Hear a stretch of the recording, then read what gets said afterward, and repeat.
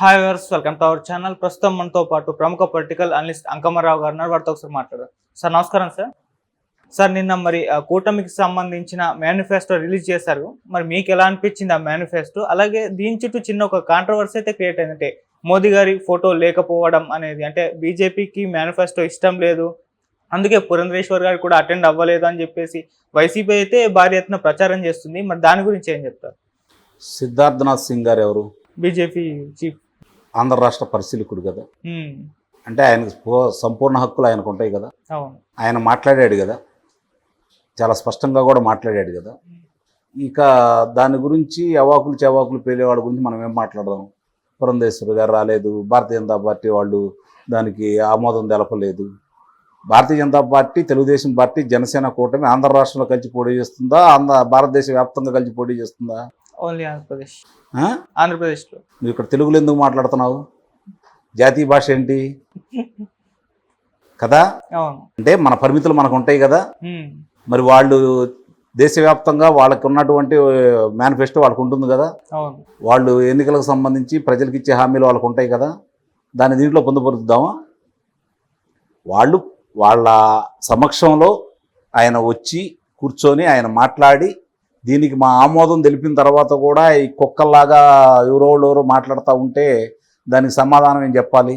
అంటే ఏ విధంగా ఆలోచిస్తారు అంటే, మంచి జరిగినా చెడు జరిగినా మంచి గురించి ఆలోచించుకోకుండా జరిగిన దానికి ఏదో విధంగా జరగబోయేదానికి కూడా బురద జల్లే కార్యక్రమం, జరగకుండా చేయాలనే కార్యక్రమం, విభేదాలు సృష్టించే కార్యక్రమం, అట్లా లబ్ధి పొందాలని ఆలోచించుకొని సురంగానందం పొందుతున్నారే కానీ వాస్తవ పరిస్థితులు చూసుకుంటా ఉంటే వాళ్ళ ఆమోదంతో ముగ్గురు అక్కడ కూర్చొని ప్రకటించిన తర్వాత, గతంలోనే ఇవన్నీ వాళ్ళు ప్రకటించినయే కదా చంద్రబాబు నాయుడు గారు. 6 హామీలు ప్రజల్లోకి వెళ్ళినాయే కదా. అట్లాగే చాలా సందర్భాల్లో సభల్లోనూ సమావేశాల్లోనూ ఆయన ప్రసంగిస్తున్నాయే కదా. ఇవి చేస్తామని చెప్తున్నాయే కదా. అవి ఇక్కడ పొందుపరిచారు. ఇంకేదైనా 1-2 దాంట్లో కలిపి ఈరోజు పొందుపరిచి ప్రకటించారు.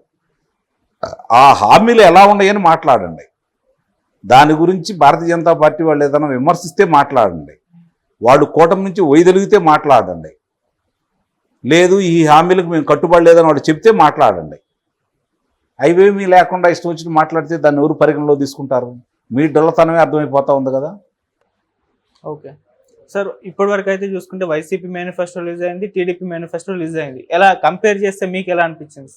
ఇప్పుడు మేము చాలా స్వల్పంగా 2 పేజీల ప్రకటనలు మాత్రమే ఇచ్చాము. గతంలో మేము చేసిన దానికి కొంత కలిపి మేము చేస్తామని చెప్పి చెబుతున్నారు. 2 విషయాలు నేను మీ దృష్టికి తీసుకొస్తా, మిగిలిన విషయాలను తర్వాత మాట్లాడుకుందాం. రైతు భరోసా నువ్వు ఎంత ఇస్తానన్నావు, ఎంత ఇచ్చావు, ఇప్పటికి ప్రజలకి ఎంత అందజేసావు, అందుట్లో మీరిచ్చేది ఎంత, మీ భాగస్వామ్యం ఎంత, కేంద్ర భాగస్వామ్యం ఎంత, రైతులకు మీరు చేసిన దాని గురించి మాట్లాడుకుందాం. మీరు 13,500 రూపాయలు ఇస్తున్నారు, 7,500 రూపాయలు మీరు ఇస్తున్నారు, 6,000 రూపాయలు కేంద్రం ఇస్తుంది, 12,500 రూపాయలు మీరు ఇస్తామన్నారు, అంటే 7,500 ఇస్తున్నారు. అంటే ప్రతి రైతుకి మీరు 5,000 రూపాయలు నష్టం చేకూర్చారు. మరి అది హామీ నెరవేర్చినట్ట, దాన్ని తొంగలో దొక్కినట్ట?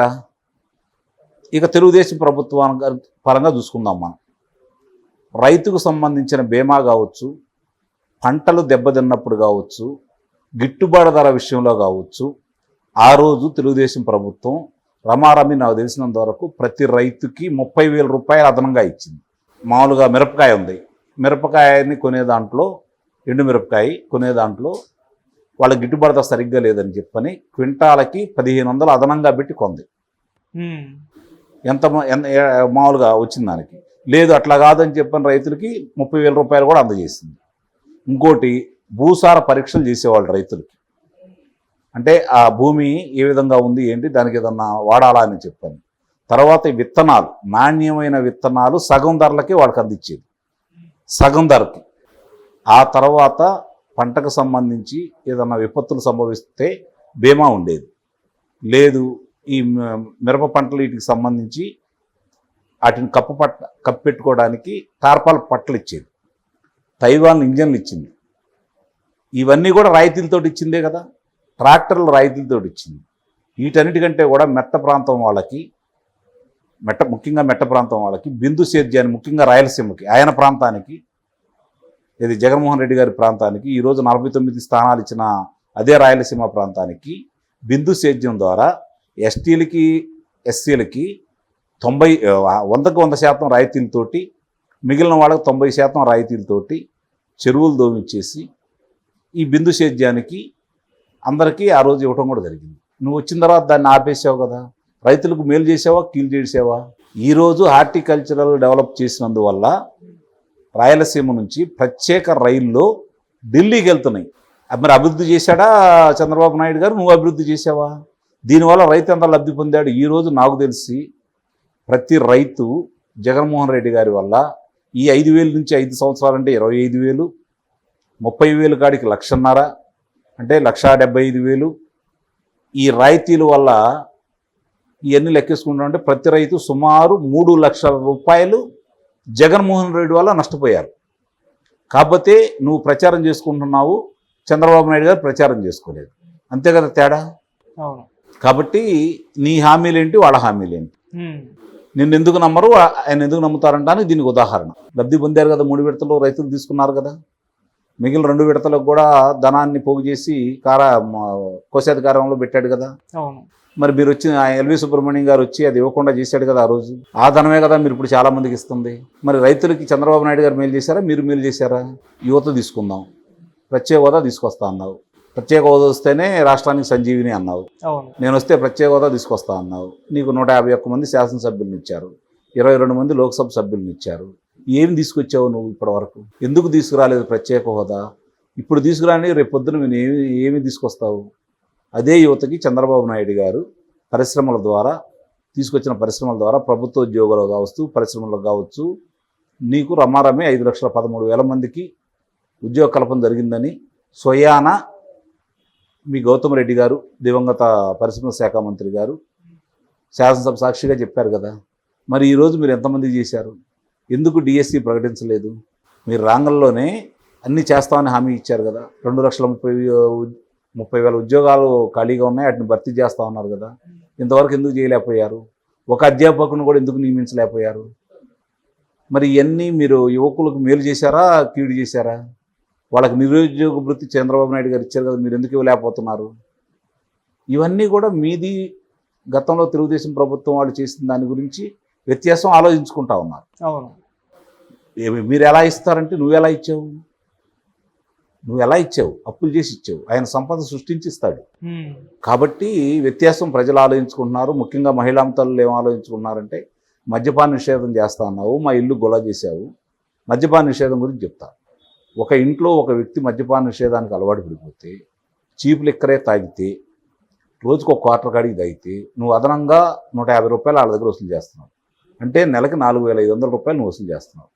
అమ్మఒడి పథకానికి సంవత్సరానికి ఇచ్చేది 18, వీళ్ళకి ఇచ్చేది ఎంత?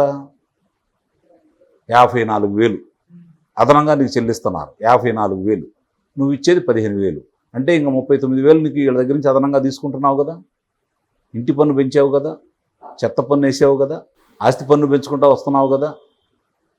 ఇవన్నీ చాలదన్నట్టు విద్యుత్ ధరలని నువ్వు ఇప్పుడు 10 సార్లు పెంచావు కదా, రవాణా ధరలను పెంచావు కదా, వాహనాల మీద ఆర్టీసీకి సంబంధించి. మరి ఇవన్నీ నువ్వు పెంచితే ఎంత కూలిపోయింది ఈరోజు ఒక మహిళ? నువ్వు ఇచ్చిన తైలాలు ఎంత, నువ్వు తీసుకుంటుంది ఎనికి తీసుకుంది ఎంత? ఇవన్నీ గమనించుకుని ఉంటారా? ఈరోజు నాసిరకం మద్యం వల్ల ఏ ఆసుపత్రికి వెళ్ళినా కూడా 100 మంది అక్కడ రోగులు ఉంటే అందుట్లో 70-75 మంది ఈ మద్యం, నాసిరకం మద్యం తాగినందువల్ల లివర్ పోయిన వాళ్ళు, కాలేయాలు పోయిన వాళ్ళే కదా కనపడుతుంది అక్కడ. మరి ఇవన్నీ నీ వల్ల మేలు జరిగిందా, కీడు జరిగిందా? ఈరోజు ఆంధ్ర రాష్ట్రంలో వ్యవసాయం అంటే గంజాయుధం చేసావు కదా నువ్వు. ఇవన్నీ గమనించాలనుకుని నాది గొప్పగా ఉందని చెప్పుకుంటే పోనీలే, నీ గొప్పగా ఉందని నువ్వు అనుకుంటే దానికి ఆమోదం తెలిపేవాళ్ళు నీకు ఓట్లు వేస్తారు, లేదన్నాళ్ళు వ్యతిరేకంగా ఓట్లు వేస్తారు. దానికి ఇంకా సంకల్గుద్దుకోవాల్సిన పనే ఉంది. ఓకే సార్, ఇప్పటికి కూడా సజ్జల గారు ఒక ప్రెస్ మీట్లో మద్యపాన నిషేధం అనేది జగన్ గారి కళ అని చెప్పేసి చెప్తున్నారు. మరి ఇప్పటివరకు ఆ కళ ఎందుకు నెరవేరలేదు? మరి ఇక మీదటైనా ఫ్యూచర్ నెరవేరే ఛాన్స్ ఉందా? కళే కదా, కళ ఎప్పుడు కలగానే ఉంటాయిగా. Okay sir. సరే, ఇటు కేసీఆర్ గారు అంటే చంద్రబాబు నాయుడు గారు ఎన్డీఏ కూటమిలో చేరడం పైన ఆయన రియాక్ట్ అయ్యారు. సో దేశంలో కేంద్రంలో సంకీర్ణ ప్రభుత్వం ఏర్పడుతుంది, బీజేపీకి 200 సీట్లకు మించి రావు. సో ఎన్డీఏ కూటమిలో చేయడం అనేది చంద్రబాబు గారికి కాస్త నష్టం వాటిల్లే ఛాన్స్ ఉంది, ఆయన నష్టపోతారు అని అంటున్నారు. మరి దీనిపై మీ ఒపీనియన్ ఏంటి సార్? ఇప్పుడు ఆయన ఓడిపోయి ఉన్నారు, అధికార పీఠం కోల్పోయింది, మళ్ళీ 5 సంవత్సరాల దాకా అధికారం వచ్చే పరిస్థితి కనపట్టలేదు. సరే, ఆయన ఈ మధ్య చెప్పాడు, వాళ్ళందరూ మాకు కాంగ్రెస్ పార్టీలో వాళ్ళందరూ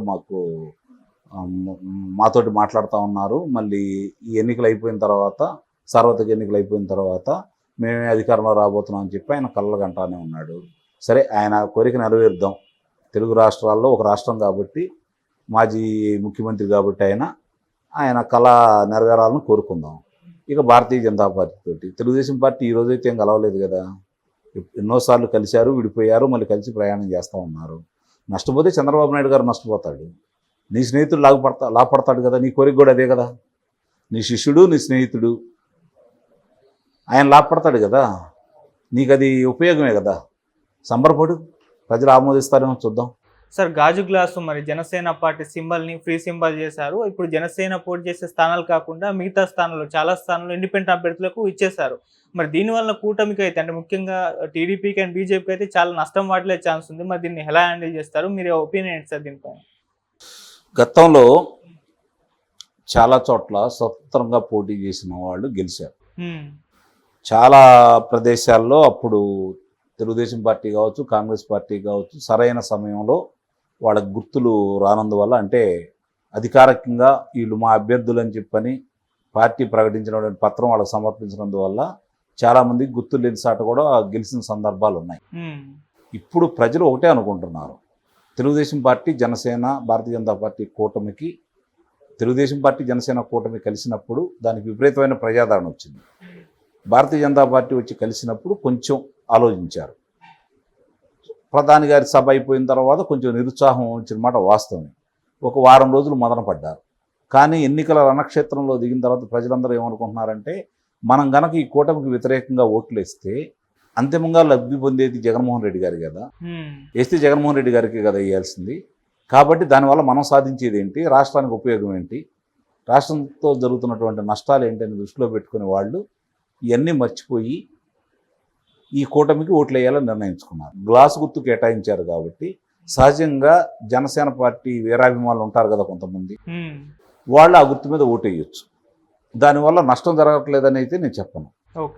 కానీ ఆ నష్టం ఓటమి దిశగా తీసుకెళ్లేంతగా ఉండదని అయితే నేను భావిస్తున్నాను. కారణం ఏంటంటే, ఈ తడవ 60-65% పైన కూటమికి ప్రజల ఆమోదం తెలపబోతున్నారు. 60-65% కూటమికి ఆమోదం తెలపబోతున్నారు.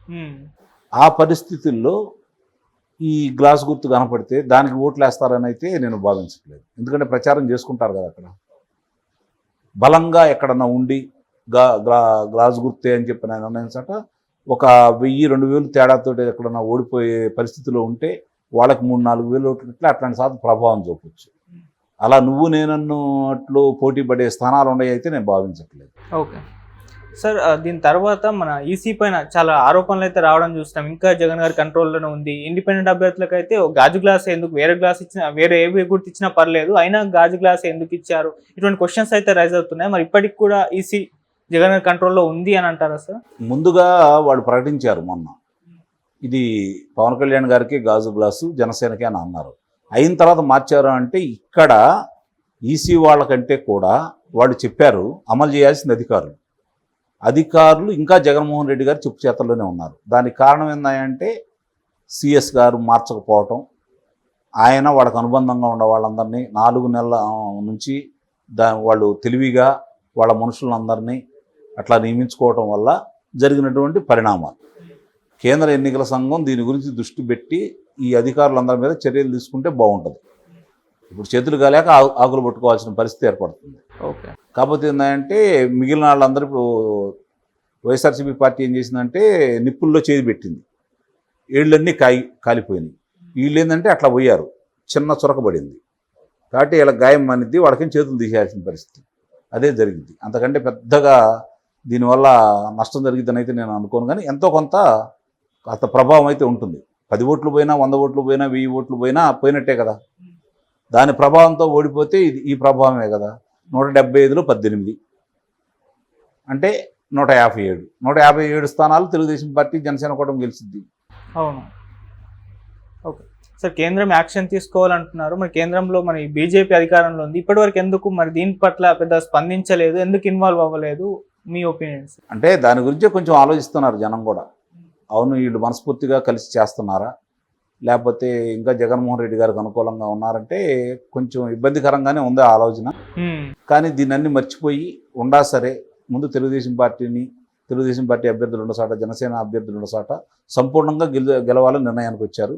ఇద్దరు కలిపి 165 స్థానాల్లో ఉన్నారు కాబట్టి నాకు తెలిసి 161 స్థానాల దాకా తెలుగుదేశం పార్టీ జనసేన కూటమి గెలిచిద్దని అయితే నేను భావిస్తాను. ఓకే సార్, ఇవాళ మరి కోర్టులో పిటిషన్ కూడా వేశారు జనసేన పార్టీ వాళ్ళు, అది కోర్టులో నడుస్తూ ఉంది. మరి ఏమన్నా వీళ్ళకి ఫేవర్గా వచ్చే ఛాన్స్ ఏమన్నా కనిపిస్తున్నాయి ఈ టైంలో? అంటే ఎమ్మెన్యే స్పందించాలి, గుర్తులు కూడా కేటాయించారు కాబట్టి మరి కేంద్ర ఎన్నికల సంఘానికి అయిపోయిన తర్వాత చూద్దామంటారు, ఏమంటారో తెలియదు న్యాయస్థానం. ఓకే, ఈ రోజే దాని గురించి ఏదో వివరణ వచ్చిందని అయితే నేను భావిస్తున్నాను. Okay sir, thank you so much. Thank you.